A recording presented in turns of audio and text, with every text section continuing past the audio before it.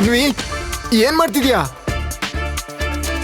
ಅನ್ವಿ ನಾನ್ ಸತ್ತೋದ್ರೆ ಏನ್ ಮಾಡ್ತೀಯಾ? ಹೋಗ್ ಸಾಯಿ. ಆದ್ರೆ ಗೌತಮ್, ನನ್ನ ಅಜ್ಜಿ ಬರ್ತಡೆಗೆ ನೀನು 5 ಲಕ್ಷಕ್ಕಿಂತ ಕಡಿಮೆ ಬೆಲೆ ಗಿಫ್ಟ್ ಕೊಟ್ರೆ ನಿನ್ನನ್ನ ಚಿಕ್ಕ ಚಿಕ್ಕ ಪೀಸ್ ಮಾಡಿ ಬೀದಿ ನಾಯಿಗಳಿಗೆ ಹಾಕ್ತೀನಿ.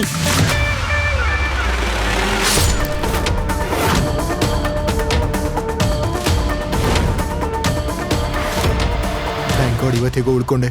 ಅನ್ವಿ ನೀನ್ ಟೆನ್ಷನ್ ಮಾಡ್ಕೋಬೇಡ. ನಾನು ಯಾವ ತರ ಗಿಫ್ಟ್ ತರ್ತೀನಿ ಅಂದ್ರೆ ಅಜ್ಜಿಗೆ ಮಾತ್ರ ಅಲ್ಲ, ನೀನು ಸಹ ಅದು ನೋಡಿ ಶಾಕ್ ಆಗ್ತೀಯಾ. I promise. ಎಕ್ಸಾಕ್ಟ್ಲಿ. ಒಂದ್ ವೇಳೆ ಹಾಗಾಗಿಲ್ಲ ಅಂದ್ರೆ ಆಗ ಹಾಗೆ ಆಗುತ್ತೆ. ಬೆಟರ್.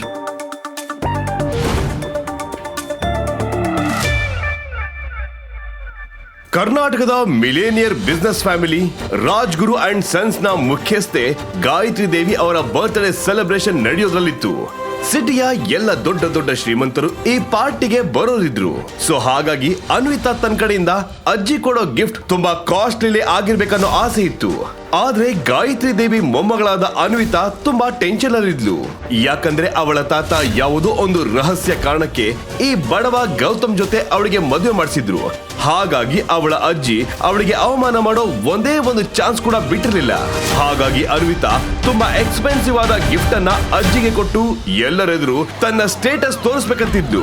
ಗಾಯತ್ರಿ ದೇವಿಗೆ ಗಿಫ್ಟ್ ಕೊಡೋ ಆಲೋಚನೆಯಲ್ಲಿ ಹೋಗ್ತಾ ಇರ್ಬೇಕಾದ್ರೆ ಸಡನ್ ಆಗಿ ಪೊಲೀಸ್ ಟೀಮ್ ಬಂದು ಅವರನ್ನ ಸುತ್ತುವರೆದ್ರು.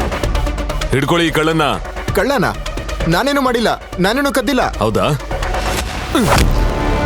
ನಡಿ. ಇವನೇ ಆ ಕಳ್ಳ. ಇವನೇ ಸಂಚು ಮಾಡಿ ಕಳ್ಳತನ ಮಾಡಿರೋದು. ಅಜ್ಜಿಯ ಬರ್ತ್ಡೇಗೆ ಅತ್ಯಂತ ಬೆಲೆ ಬಾಳೋ ಗಿಫ್ಟ್ ತಗೊಳ್ಳೋಕೆ ಗೌತಮ್ ಸಿಟಿಯ ತುಂಬಾ ಎಕ್ಸ್ಪೆನ್ಸಿವ್ ಲಕ್ಸುರಿಯಸ್ ಜ್ಯುವೆಲರಿ ಶಾಪ್ ಮುಂದೆ ನಿಂತಿದ್ದ. ಗ್ಲಾಸ್ ಹಿಂದೆ ಹೊಳಿತಾ ಇರೋ ಡೈಮಂಡ್ ನೆಕ್ಲೆಸ್ ಅನ್ನ ನೋಡಿ ಏನೋ ಯೋಚನೆ ಮಾಡ್ತಾ ನಿಂತಿದ್ದ. ಆಗ್ಲೇ ಏ ಭಿಕ್ಷುಕ, ಏನ್ ನೋಡ್ತಿದ್ಯಾ? ಇಲ್ಲಿರೋ ಪ್ರತಿಯೊಂದು ಜ್ಯುವೆಲರಿ ಏನಿಲ್ಲ ಅಂದ್ರೂ 5 ಲಕ್ಷ ರೂಪಾಯಿಯಿಂದ ಬೆಲೆ ಬಾಳುತ್ತೆ. ನಿನ್ಗದನ್ನ ಕೊಳ್ಳೋ ಯೋಗ್ಯತೆ ಇದೆಯಾ? ನಡಿ ಆಚೆ. ನಾನು ಬರೀ ನೋಡ್ತಿದ್ದೀನಿ, ಅದಕ್ಕೂ ದುಡ್ಡು ಕೊಡ್ಬೇಕಾ? ನೋಡೋ ಯೋಗ್ಯತನಾದ್ರೂ ಇದ್ಯಾ? ಹೊರಡೋ ಇಲ್ಲಿಂದ. ನಾನು ಮುಂದೆ ನಿಂತಿದ್ದೆ ಅಷ್ಟೇ, ನಾನೇನು ಕಳ್ತನ ಮಾಡಿಲ್ಲ. ಹೌದಾ? ಪೊಲೀಸ್ ಸ್ಟೇಷನ್ ನಡಿ. ಅಲ್ಲಿ ಎಣ್ಣೆ ಹಚ್ಚಿರೋ ಲಾಟಿ ನಿನ್ನ ಹತ್ರ ಬಾಯ್ ಬಿಡಿಸುತ್ತೆ ನೀನ್ ಹೆಂಗ್ ಕಳ್ತನ ಮಾಡ್ದೆ ಅಂತ. ಹಾಗೆ ಅಷ್ಟು ದೊಡ್ಡ ಹಾರನ ಯಾರು ಕೊಟ್ಟು ಬಂದೆ ಅಂತ. ಅವನನ್ನ ಕರ್ಕೊಂಡು ಹೋಗಿ. ಇನ್ಸ್ಪೆಕ್ಟರ್ ಸರ್, ನೀವು ತಪ್ಪಾಗಿ ಅರ್ಥ ಮಾಡ್ಕೊಂಡಿದ್ದೀರಾ. ನಾನೇನು ಕಳ್ತನ ಮಾಡಿಲ್ಲ ಇನ್ಸ್ಪೆಕ್ಟರ್. ನೀವು ನನ್ನ ಬಗ್ಗೆ ತಪ್ಪು ಅರ್ಥ ಮಾಡ್ಕೊಂಡಿದ್ದೀರಾ. ನಾನೇನು ತಪ್ಪು ಮಾಡಿಲ್ಲ. ನೀವು ನನ್ನ ಮಾತು ಕೇಳಿ. ಪೊಲೀಸ್ ಗೌತಮ್ನನ್ನ ಪೊಲೀಸ್ ಸ್ಟೇಷನ್ಗೆ ಕರ್ಕೊಂಡು ಹೋದ್ರು. ನನ್ನ ಬಿಡಿ, ನನ್ನ ಯಾಕೆ ಹೀಗೆ ಇಟ್ಕೊಂಡಿದ್ದೀರಾ? ಬಿಡಿ. ನೀವು ತಪ್ಪು ಮಾಡ್ತಿದ್ದೀರಾ ಸರ್. ಒಳಗಡೆ ಹೋಗಿ ಸೈಲೆಂಟ್ ಆಗಿ ಕೂತ್ಕೋ, ಇಲ್ಲ ಅಂದ್ರೆ ಬಾರಿಸ್ತೀನಿ ನೋಡು. ಕೇಳಿಸ್ಕೋ, ಆ ಮೂಲೆಯಲ್ಲಿ ಕುತ್ಕೋಬೇಡ. ನಿನ್ನಂತ ಒಬ್ಬ ಕಳ್ಳನ್ನ ಅಲ್ಲಿ ಹೆಂಗ್ ಹೊಡೆದಿದ್ದೆ ಅಂದ್ರೆ ಅವನಲ್ಲೇ ಕುಸ್ತೋದ. ಇನ್ಸ್ಪೆಕ್ಟರ್ ಸರ್, ನೀವು ತಪ್ಪಾಗಿ ಅರ್ಥ ಮಾಡ್ಕೊಂಡಿದ್ದೀರಾ. ನಾನು ಕಳ್ಳ ಅಲ್ಲ, ನಾನು ಅನ್ವಿತಾ ರಾಜ್ಗುರು ಗಂಡ. ಓ ಓಕೆ, ನೀನ ರಾಜ್ಗುರು ಫ್ಯಾಮಿಲಿಯ ನಾಲಾಯಕ್ ಮನೆ ಅಳಿಯ. ಶ್ರೀಮಂತ ಹೆಂಡತಿನ ಖುಷಿ ಪಡಿಸೋದಕ್ಕೆ ಕಳ್ಳತನ ಮಾಡ್ತಿದ್ಯಾ? ಅವನ ಒಳಗಡೆ ಯಾಕೆ? ದಯವಿಟ್ಟು ನನ್ನ ಮಾತು ಕೇಳಿ. ನೀವು ತಪ್ಪು ತಿಳ್ಕೊಂಡಿದ್ದೀರಾ. ನಾನೇನು ಮಾಡಿಲ್ಲ ಸರ್. ಹಲೋ ಅನ್ವಿತಾ ಮೇಡಮ್, ನೀವು ನಿಮ್ಮ ಹಸ್ಬೆಂಡ್ಗೆ ದುಡ್ಡು ಯಾಕೆ ಕೊಡ್ತಿಲ್ಲ? ಇದರಿಂದ ನಮ್ ಕೆಲಸ ಜಾಸ್ತಿ ಆಗ್ತದೆ. ಏನಾಯ್ತು ಇನ್ಸ್ಪೆಕ್ಟರ್ ಸರ್? ನಿಮ್ಮನ್ನ ಖುಷಿ ಪಡಿಸೋದಕ್ಕೆ ನಿಮ್ ರಾಜ್ಕುಮಾರ ಜ್ಯುವೆಲರಿ ಶಾಪ್ ಇಂದ ಕಳ್ಳತನ ಮಾಡಿ ಸಿಗಾಕೊಂಡಿದ್ದಾನೆ. ವಾಟ್? ಇವಾಗ ಕಳ್ತನೂ ಶುರು ಮಾಡದ್ನಾ? ಇನ್ಸ್ಪೆಕ್ಟರ್, ನೀವು ಅವನನ್ನ ಹೊಡಿಬಹುದು, ಬಡಿಬಹುದು, ಅಥವಾ ನಿಮಗೇನ್ ಮಾಡ್ಬೇಕು ಅನ್ಸುತ್ತೋ ಅದನ್ನ ಮಾಡಿ. ನಾನು ಅವನನ್ನ ಬಿಡ್ಸೋಕ್ ಬರಲ್ಲ. ತಾತ ಅದ್ಯಾವ ಕಳ್ಳನ್ನ ನನ್ನ ಕುತ್ತಿಗೆ ಕಟ್ಟಿದಾರೋ ಗೊತ್ತಿಲ್ಲ. ಈ ಲಾಕಪ್ ನಿಂದ ಹೊರಗೆ ಹೇಗೆ ಹೋಗೋದಂತ ಗೌತಮ್ಗೂ ಅರ್ಥ ಆಗ್ತಿರ್ಲಿಲ್ಲ. ಅತ್ತ ಇನ್ಸ್ಪೆಕ್ಟರ್ ಸಹ ಅವನ ಒಂದೇ ಒಂದು ಮಾತು ಕೇಳೋಕು ರೆಡಿ ಇರ್ಲಿಲ್ಲ. ಅವನು ಬರೀ ಚಿನ್ನದ ಅಂಗಡಿಯಲ್ಲಿ ಕಳುವಾದ ಡೈಮಂಡ್ ನೆಕ್ಲೆಸ್ ನ ವಾಪಸ್ ಪಡಿಬೇಕಂತ ಹಿಂದೆ ಬಿದ್ದಿದ್ದ.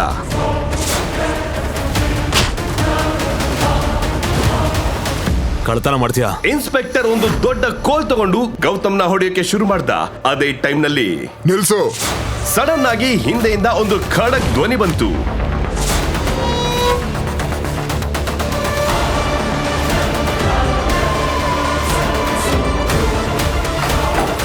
ಸರ್, ನಿಂಗೆಷ್ಟು ಧೈರ್ಯ? ನಂಗನ್ಸುತ್ತೆ ನಿನ್ನ ಕೆಲಸ ಮತ್ತೆ ಯೂನಿಫಾರ್ಮ್ ಮೇಲೆ ನಿಂಗೆ ದ್ವೇಷ ಶುರುವಾಗಿದೆ ಅಂತ.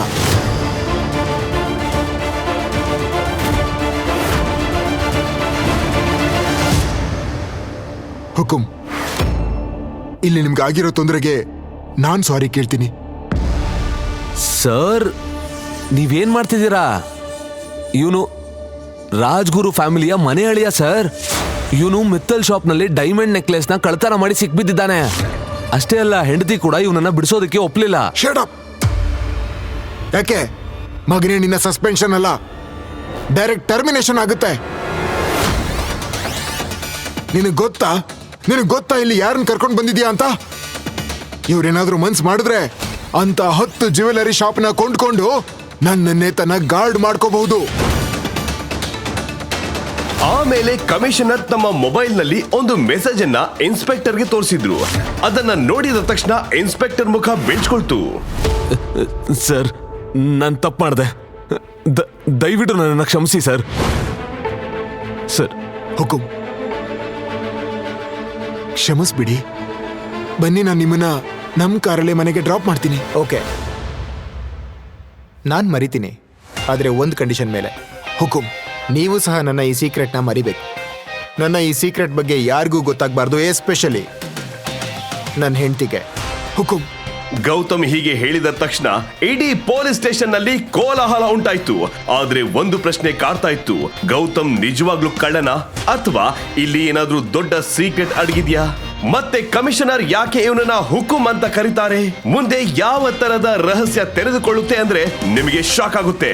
ಗೌತಮ್ ಸ್ಟೇಷನ್ ಇಂದ ಹೊರಗೆ ಬಂದ ತಕ್ಷಣ ಅಲ್ಲಿ ಒಂದು ಲಕ್ಸುರಿ ಕಾರ್ ಬಂದು ನಿಲ್ತು. ಅದರಿಂದ ಒಬ್ಬ ವಯಸ್ಸಾದ ವ್ಯಕ್ತಿ ಇಳಿದ್ರು. ಅವರು ಗೌತಮ್ ಕೈಗೆ ಒಂದು ಚಿಕ್ಕ ಬಾಕ್ಸ್ ನ ಕೊಟ್ರು. ಗೌತಮ್ ಅರ್ಜೆಂಟ್ ಅಲ್ಲಿ ಅನ್ವಿತಾ ಅಜ್ಜಿ ಗಾಯತ್ರಿ ದೇವಿ ಅವರ ಬರ್ತ್ಡೇ ವೆನ್ಯೂಗೆ ಹೋದ. ಅನ್ವಿತಾ ಅವನನ್ನ ನೋಡಿದಾಗ ಶಾಕ್ ಆದ್ಲು.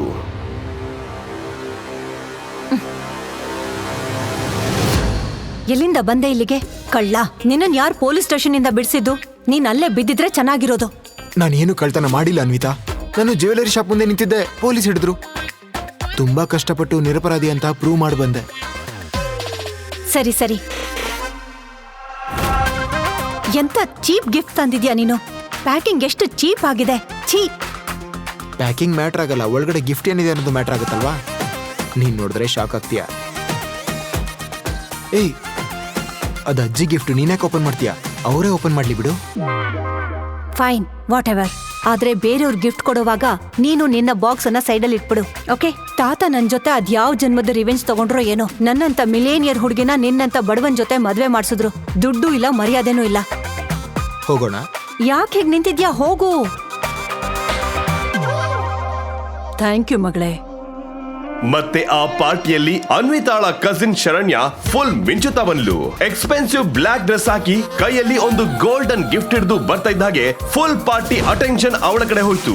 ಎಲ್ಲರ ಮಧ್ಯೆಯಿಂದ ಅವಳು ನೇರವಾಗಿ ಅಜ್ಜಿ ಹತ್ರ ಹೋದ್ಲು. ಹಾಯ್ ಅಜ್ಜಿ, ಇದು ನಿಮ್ಗೆ. ಹೇ ಶರಣ್ಯ, ನೀನ್ ಯಾಕೆ ಗಿಫ್ಟ್ ತರ್ಬೇಕು? ಅಜ್ಜಿ ಏನ್ ಹೇಳ್ತಾ ಇದ್ದೀರಾ? ನಾನು ನಿಮ್ ಬರ್ತಡೆಗೆ ಖಾಲಿ ಕೈಯಲ್ಲಿ ಬರ್ಬೇಕಾ? ಅದಾಗಲ್ಲ. ನೋಡಿ ನೋಡಿ, ನೀವ್ ಇಂಪ್ರೆಸ್ ಆಗ್ತೀರಾ. ಓ ಹಾಗಾ? ಹಾಗಾದ್ರೆ ನೋಡ್ಲೇಬೇಕು.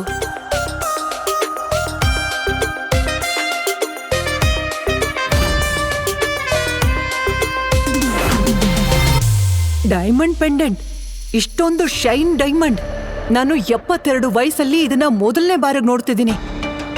ಶರಣ್ಯ, ನೀನು ಈ ಫ್ಯಾಮಿಲಿಯ ಹೆಣ್ಣು ಮಕ್ಕಳಿಗಿಂತ ಫುಲ್ ಡಿಫ್ರೆಂಟ್, ಸೆನ್ಸಿಬಲ್ ಮತ್ತೆ ಸ್ಮಾರ್ಟರ್. ತುಂಬಾ ಬ್ಯೂಟಿಫುಲ್ ಆಗಿದೆ, ತುಂಬಾ ಚೆನ್ನಾಗಿದೆ. ಹೀಗೆ ಹೇಳಿ ಗಾಯತ್ರಿ ದೇವಿ ಅನ್ವಿತಾ ಕಡೆ ನೋಡಿದ್ರು. ಅನ್ವಿತಾ ಅವಮಾನದಲ್ಲಿ ತಲೆ ತೆಗೆಸಿದ್ಲು. ಈ ಡೈಮಂಡ್ ಪೆಂಡೆಂಟ್ ತುಂಬಾ ಎಕ್ಸ್ಪೆನ್ಸಿವ್ ಇರಬೇಕು ಅಲ್ವಾ ಶರಣ್ಯ? ಹೌದು, ಇದು 1.5 ಕೋಟಿದು. ಯಾರೋ ನಿಮ್ಗೆ ಮೋಸ ಮಾಡಿದ್ದಾರೆ ಅಂತ ಕಾಣಿಸುತ್ತೆ. 5 ಲಕ್ಷದ ಪೆಂಡೆಂಟ್ನ 1.5 ಕೋಟಿಗೆ ಸೇಲ್ ಮಾಡಿದ್ದಾರೆ. ನಾನ್ಸೆನ್ಸ್. ಅಷ್ಟಕ್ಕೂ ನಮ್ ಜೇಬಲ್ಲಿ 500 ರೂಪಾಯಿ ನೋಟ್ ಇಟ್ಕೊಂಡು ಓಡಾಡೋರು ಬೇರೆಯವ್ರಿಗೆ ಲಕ್ಷದ ಬಗ್ಗೆ ಸ್ಪೀಚ್ ಕೊಡಬಾರ್ದು. ನೀನ್ ಈ ಪಾರ್ಟಿನ ಸ್ಪಾಯ್ಲ್ ಮಾಡೋಕ್ ಬಂದಿದ್ಯಾ? ನೀನು ಯೂಸ್ಲೆಸ್. ಮತ್ತೆ ಡೈಮಂಡ್ ಬೆಲೆನ ತಪ್ಪಾಗಿ ಹೇಳಿ ನನ್ನ ಮೊಮ್ಮಗಳಿಗೆ ಎಲ್ರ ಮುಂದೆ ಅವಮಾನ ಮಾಡ್ತಿದ್ಯಾ. ಅಜ್ಜಮ್ಮ, ನೀವು ನನ್ನ ಟ್ರಸ್ಟ್ ಮಾಡಿಲ್ಲ ಅಂದ್ರೆ ಮಿಸ್ಟರ್ ಪಾರಿಕ್ ಅವ್ರನ್ನ ಕೇಳಿ. ಅವರು ಕರ್ನಾಟಕದ ಬಿಗ್ಗೆಸ್ಟ್ ಡೈಮಂಡ್ ಮರ್ಚೆಂಟ್ ಅಲ್ವಾ? ಮಿಸ್ಟರ್ ಪಾರಿಕ್,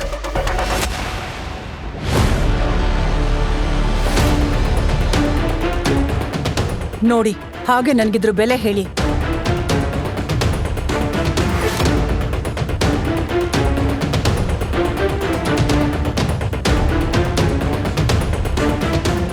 ಯಾರೋ ಫೇಕ್ ಡೈಮಂಡ್ನ ಒರಿಜಿನಲ್ ಡೈಮಂಡ್ ತರ ಸೇಲ್ ಮಾಡೋದಕ್ಕೆ ಟ್ರೈ ಮಾಡಿದ್ದಾರೆ. ನನ್ನ ಇಷ್ಟು ವರ್ಷದ ಎಕ್ಸ್ಪೀರಿಯನ್ಸು ಸುಳ್ಳು ಹೇಳಲ್ಲ. ಯಾರೋ ಶರಣ್ಯಗೆ ಮೋಸ ಮಾಡಿದ್ದಾರೆ. ಯಾರೋ ಶರಣ್ಯಗೆ ಮೋಸ ಮಾಡಿದಾರೋ ಅಥವಾ ಅವರೇ ದುಡ್ಡನ್ನ ದೊಡ್ಡ ರೀತಿಲಿ ಸ್ಪೆಂಡ್ ಮಾಡ್ತಿದ್ದಾರಾ ಅನ್ನೋದು ಶರಣ್ಯಗೆ ಮಾತ್ರ ಗೊತ್ತು. ಶರಣ್ಯ ಮ್ಯಾಮ್, ಇವಾಗ ನೀವ್ ಹೇಳ್ತೀರಾ ಇಲ್ಲ ನಾನ್ ಹೇಳ್ಬೇಕಾ? ಅಯ್ಯೋ ಮಿಸ್ಟರ್ ಪಾರಿಕ್, ನಾನೇ ಹೇಳ್ತೀನಿ.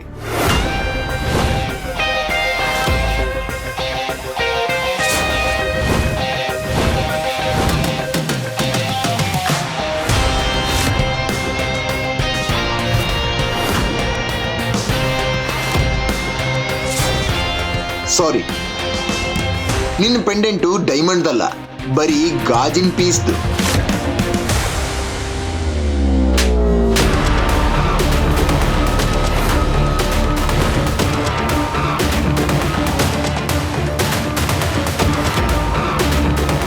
ನಿನಗೆ ಎಷ್ಟು ಧೈರ್ಯ ನನ್ನ ಮೊಮ್ಮಗಳ ಮೇಲೆ ಆಪಾದನೆ ಮಾಡ್ತೀಯಾ? ನೀನೇನು ಗಿಫ್ಟ್ ತಂದಿದ್ಯಾ ಮೊದಲು ಅದನ್ನು ಹೇಳು.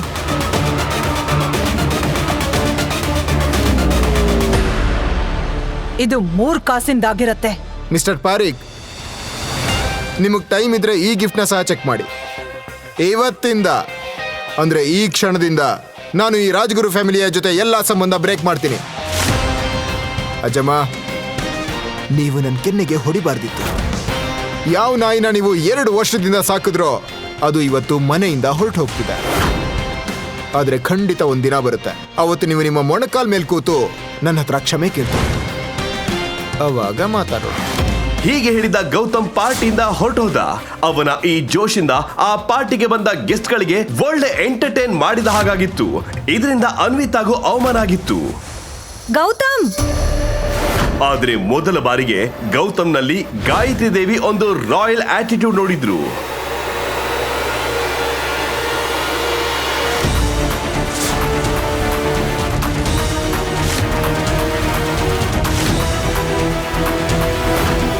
ಗೌತಮ್, ಅರೆ ಗೌತಮ್ನ ತಡಿರಿ, ಯಾರಾದ್ರೂ ಗೌತಮ್ನ ತಡಿರಿ. ಗೌತಮ್ ಅನ್ವಿತಾಗೋಸ್ಕರ ತನ್ನ ಹೃದಯದಲ್ಲಿ ಪ್ರೀತಿ ಇಟ್ಕೊಂಡಿದ್ದ, ಹಾಗಾಗಿ ಅವಳನ್ನ ಕ್ಷಮಿಸಿದ. ಆದ್ರೆ ಉಳಿದ ಫ್ಯಾಮಿಲಿ ಮತ್ತು ಅಜ್ಜಿ ಬಗ್ಗೆ ಆಕ್ರೋಶದ ಕಿಡಿ ಇನ್ನು ಅವನ ಹೃದಯದಲ್ಲಿ ಉರಿತಾ ಇತ್ತು. ಮಾರನೇ ದಿನ ತನ್ನ ನೋವನ್ನ ನಗುವಿನ ಹಿಂದೆ ಬಚ್ಚಿಟ್ಟು ಮತ್ತೆ ತನ್ನ ಹಳೆ ಸೈಕಲ್ ಅನ್ನ ತಗೊಂಡು ಗೌತಮ್ ಅನ್ವಿತಾಳ ಫ್ರೆಂಡ್ಸ್ ನ ಪಿಕಪ್ ಮಾಡೋಕೆ ಅಂತ ಏರ್ಪೋರ್ಟ್ಗೆ ಹೋದ. ಪ್ಲೇನ್ ಲ್ಯಾಂಡ್ ಆಗಿ 20 ನಿಮಿಷ ಆಗಿತ್ತು. ಅನ್ವಿತಾಳ 2 ಫ್ರೆಂಡ್ಸ್ ಗೌತಮ್ಗಾಗಿ ಏರ್ಪೋರ್ಟ್ ನಲ್ಲಿ ವೇಟ್ ಮಾಡ್ತಿದ್ರು. ನಿನ್ ಫ್ರೆಂಡ್ನ ಹಸ್ಬೆಂಡ್ಗೆ ಏನಾಯ್ತು? ಅವ್ನು ಇನ್ನೂ ಬಂದಿಲ್ಲ? ಐ ನೋ, ಬರ್ತಾ ಇರ್ಬೋದು. ನಿನಗ್ ಗೊತ್ತಾ, ನನ್ ಫ್ರೆಂಡ್ ಇದ್ದಾಳಲ್ಲ ಅನ್ವಿತಾ, ಅವಳು ತುಂಬಾ ರಿಚ್. ಅವಳ ಹತ್ರ ಏನಿಲ್ಲ ಅಂದ್ರೂ 12 to 15 ಕಾರ್ಗಳಿವೆ. ಇವತ್ತು ಯಾವ್ದನ್ ತರ್ಬೇಕು ಅಂತ ಅವಳಿಗೆ ಚೂಸ್ ಮಾಡಕ್ ಆಗ್ತಿಲ್ಲ ಅನ್ಸತ್ತೆ. ಅದೇ ಟೈಮ್ಗೆ ಅನ್ವಿತಾನೆ ಕ್ಯಾಬ್ ನಲ್ಲಿ ಅಲ್ಲಿ ಬಂದ್ಲು. Hi, how are you? Good. I am so sorry, I am late. ಅದು 1 minute, I'll just call him. Hello Gautam, ನೀನ್ ಎಲ್ಲಿದ್ಯಾ? ನೀನು ನನಗಿಂತ ಮೊದ್ಲೇ ಇಲ್ಲಿ ಇರ್ಬೇಕಿತ್ತಲ್ವಾ? ಹಾ ಅನ್ವಿ, ನಾನು ಇನ್ನೇನ್ ಬಂದೆ. ಏನಾಯ್ತು? ನೀನ್ ಯಾಕೆ ಈ ತರ ಏದುಸ್ರು ಬಿಡ್ತಾ ಇದ್ಯಾ? ಹಾ ಬಂದೇ ಬಿಟ್ಟೆ. ಬೇಗ ಬಾ. Is just coming. ಬಂದ್ಬಿಟ್ಟ.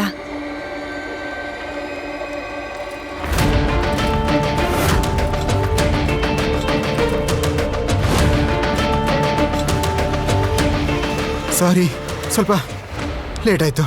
ಗೌತಮ್ನ ನೋಡಿ ಅನ್ವಿತಾ ಫ್ರೆಂಡ್ಗೆ ಒಬ್ಬ ಮನುಷ್ಯ ಏರ್ಪೋರ್ಟ್ಗೆ ಸೈಕಲ್ ಅಲ್ಲಿ ಬಂದು ಯಾರಾದ್ರೂ ಪಿಕ್ ಮಾಡ್ತಾನೆ ಅನ್ನೋದನ್ನ ನಂಬೋದಕ್ಕೆ ಆಗ್ಲಿಲ್ಲ.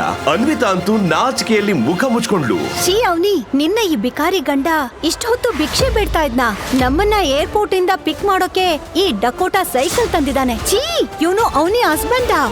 ನಾನ್ ಇವನನ್ನ ಭಿಕ್ಷುಕ ಅನ್ಕೊಂಡಿದ್ದೆ. ಗೌತಮ್ ತನ್ನ ಅತ್ತೆ ಮನೆಗೆ ಮದುಮಗ ಆಗಿ ಬಂದಿದ್ದ. ಇದನ್ನ ನೋಡಿ ಎಲ್ರು ಬಿದ್ದು ನಕ್ಕಿದ್ರು. ಅನ್ವಿತಾಳ ಕಸಿನ್ ಶರಣ್ಯ ಅಂತೂ ಅವನನ್ನ ಆಡ್ಕೊಂಡು ನಕ್ಕಿದ್ಲು.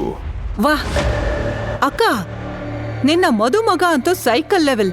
ಬೇರೆ ಮದುಮಕ್ಕಳು ಕಾರ್, ಹೆಲಿಕಾಪ್ಟರ್ ಅಲ್ಲಿ ಎಂಟ್ರಿ ಕೊಡ್ತಾರೆ. ನಿನ್ನವನು ಸೈಕಲ್ ಅಲ್ಲಿ ಬಂದಿದ್ದಾನೆ. ಅವನಿ, ಇನ್ನೂ ಟೈಮ್ ಇದೆ. ಈ ಮ್ಯಾರೇಜ್ ಇಂದ ಓಡ್ ಹೋಗು. ಇಲ್ಲ ಅಂದ್ರೆ ಇವತ್ತು ನಿನ್ನ ಫ್ಯಾಮಿಲಿ ನಿನ್ನ ನೋಡಿ ನಗ್ತಾ ಇದೆ. ನಾಳೆ ದಿನ ಇಡೀ ಸಿಟಿ ಇದನ್ನ ನೋಡ್ಕೊಂಡು ನಗತ್ತೆ. ಇಷ್ಟು ಬ್ಯೂಟಿಫುಲ್ ಮತ್ತೆ ರಿಚ್ ವೈಫ್ ನ ಹಸ್ಬೆಂಡ್ ಒಬ್ಬ ಭಿಕ್ಷುಕ ಅಂತ.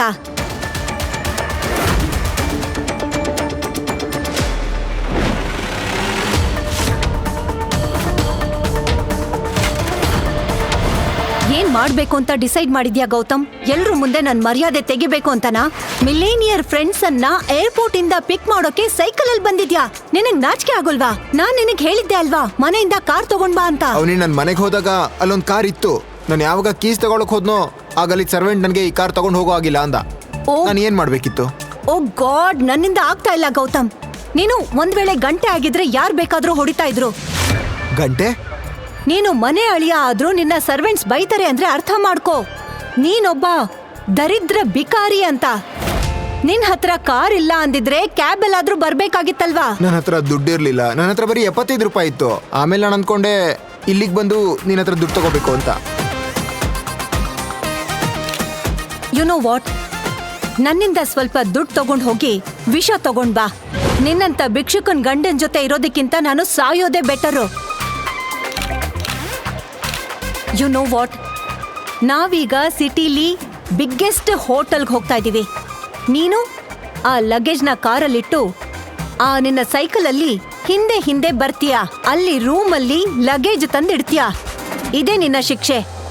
ಓಕೆ. ಹಿಂದಿನಿಂದ ಅನ್ವಿತಾ ಫ್ರೆಂಡ್ಸ್ ನಗ್ತಾ ಇದ್ರು. ಗೌತಮ್ ಏನು ಮಾತಾಡದೆ ಎಲ್ಲಾ ಲಗೇಜ್ ಕಾರಿನ ಡಿಕ್ಕಿಗೆ ಹಾಕಿ ಸೈಲೆಂಟ್ ಆಗಿ ಅನ್ವಿತಾ ಮುಂದೆ ತಲೆ ಬಗ್ಗಿಸಿ ನಿಂತ. ನೀನು ಆ ನಿನ್ನ ಕಿತ್ತು ಹೋಗಿರೋ ಸೈಕಲ್ ತಗೊಂಡು ನಮ್ ಹಿಂದೆ ಬಾ.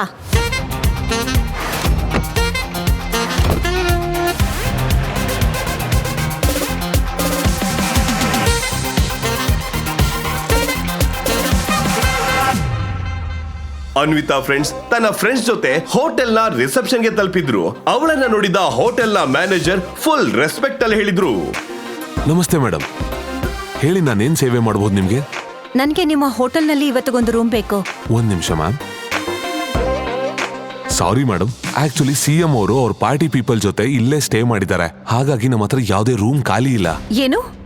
ನಾನ್ ನಿಮ್ಗೆ 10 ಪಟ್ಟು ಹೆಚ್ಚು ದುಡ್ಡು ಕೊಡೋದಕ್ಕೆ ರೆಡಿ ಇದ್ದೀನಿ. ದಯವಿಟ್ಟು ನಂಗೆ ಒಂದು ರೂಮ್ ಅರೇಂಜ್ ಮಾಡಿ. ಇವತ್ತು ಮಾತ್ರ ಅಲ್ಲ, ನೆಕ್ಸ್ಟ್ 3 ದಿನ ತನಕ ನಮ್ಮ ಹತ್ರ ಯಾವುದೇ ರೂಮ್ ಅವೈಲೇಬಲ್ ಇಲ್ಲ.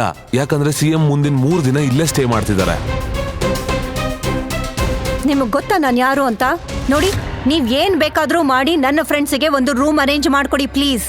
ಐ ಆಮ್ ಸಾರಿ ಮೇಡಮ್, ಎಲ್ಲಿವರೆಗೆ CM ಸರ್ ಇಲ್ಲೇ ಸ್ಟೇ ಮಾಡ್ತಾರೋ ಅಲ್ಲಿ ತನಕ ನಾನ್ ನಿಮ್ಗೆ ರೂಮ್ ಅರೇಂಜ್ ಮಾಡೋಕ್ಕಾಗಲ್ಲ. ದಯವಿಟ್ಟು ಬೇರೆ ಹೋಟೆಲ್ ನಲ್ಲಿ ಮ್ಯಾನೇಜ್ ಮಾಡಿ. ಏನೇ ಇದು?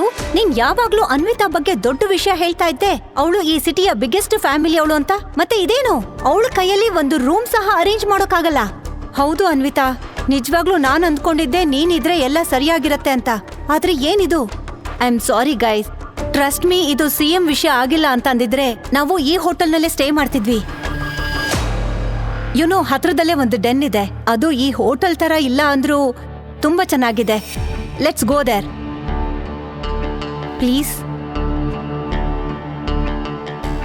Let's go. ಅವರು ಒಂದೆರಡು ಹೆಜ್ಜೆ ಮುಂದೆ ಇಟ್ಟಿದ್ರು. ಅದೇ ಟೈಮ್ಗೆ ಗೌತಮ್ ಅಲ್ಲಿಗೆ ರೀಚ್ ಆದ. ಸಾರಿ, ಲೇಟ್ ಆಯ್ತು. ಸಾರಿ, ತುಂಬಾ ಅಪ್ಪಿತ್ತು. ಸಾರಿ.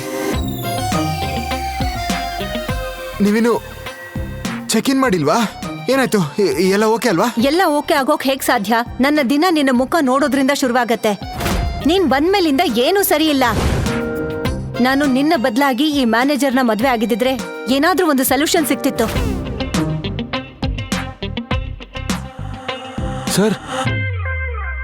ಸರ್ ನೀವಿಲ್ಲಿ?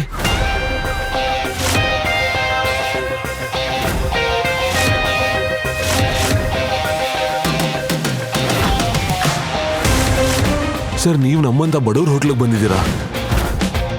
ಸರ್, ನೀವಿಲ್ಲಿಗೆ ಬಂದಿರೋದು ನಮ್ಮ ಅದೃಷ್ಟ. ಸರ್, ನೀವು ಹೇಗೋ ಬಂದಿದ್ದೀರಾ ಅಲ್ವಾ? ನಾನು ನಿಮ್ಗಾಗಿ ನಮ್ಮ ಹೋಟೆಲ್ನ ಮೋಸ್ಟ್ ಲಕ್ಸುರಿಯಸ್ ರೂಮ್ ಬುಕ್ ಮಾಡ್ತೀನಿ. ಇದೇ ನಾನ್ಸೆನ್ಸ್. ನಿಮ್ ಹತ್ರ ನೆಕ್ಸ್ಟ್ 3 ದಿನಕ್ಕೆ ಯಾವುದೇ ರೂಮ್ ಇರ್ಲಿಲ್ಲ. ಆದ್ರೆ ಈ ಬಿಕಾರಿಗೆ ಸ್ಪೆಷಲ್ ರೂಮ್. ಹೌ? ನೀವೇನ್ ಹೇಳಿದ್ರಿ? ಬಿಕಾರಿ?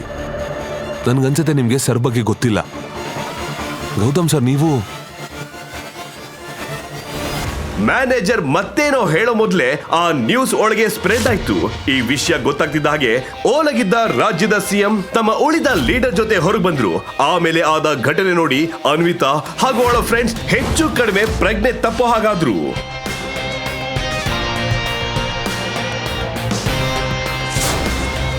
ಸರ್, ಮತ್ತೆ ಏನಾಗ್ಬೇಕು?